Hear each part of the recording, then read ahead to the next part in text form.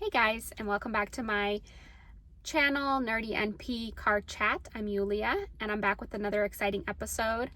Today we'll be talking about pharmacological treatment options for heart failure, both with preserved and reduced ejection fraction, so HFpEF and HFrEF. So a lot of these treatment options will work for both. However, they have been studied more in patients with HFrEF, and therefore they have been shown to have more of a morbidity and mortality benefit in those with heart failure with reduced ejection fraction. So first off, we will start off by talking about beta blockers. So beta blockers block the beta 1 receptor on the heart.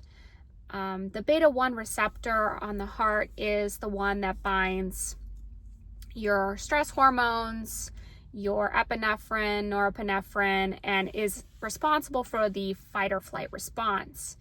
And so when we block those receptors, then we block the sympathetic nervous system and we prevent those other hormones, stress hormones, from binding. And so we generally reduce our heart rate. Sometimes we also reduce our blood pressure, but to a lesser extent than heart rate. So beta blockers, by decreasing the heart rate, they decrease the demand on the heart. So just to keep in mind, there are different types of beta receptors. So beta 1 receptors, like I said, are mainly on the heart, whereas beta 2 can be other organs as well, predominantly the lungs, and also are seen in the blood vessels. But the reason why I mention this is because when we prescribe beta blockers, we have to keep in mind the patient's other comorbidities. So if they have bronchospasm, asthma, COPD, other lung compromise, then we need to be careful with the non-cardioselective beta blockers. So what does that mean?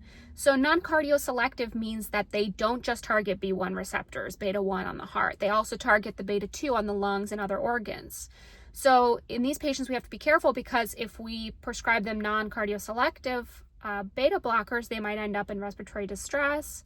And so for these patients, we predominantly want to prescribe things like metoprolol, atenolol, nebivolol, and we want to stay away from things like carvedilol and also labetalol. So the labetalol and the carvedilol are not cardioselective, so they can also affect the lungs and cause bronchoconstriction and bronchospasm. So we want to stay away from those types of beta blockers if we're going to prescribe. So essentially that covers beta blockers.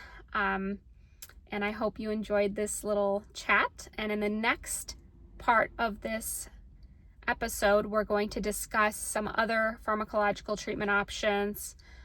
Next will be ACEs, ARNIs, and ARBs. So I hope you join me. Thank you.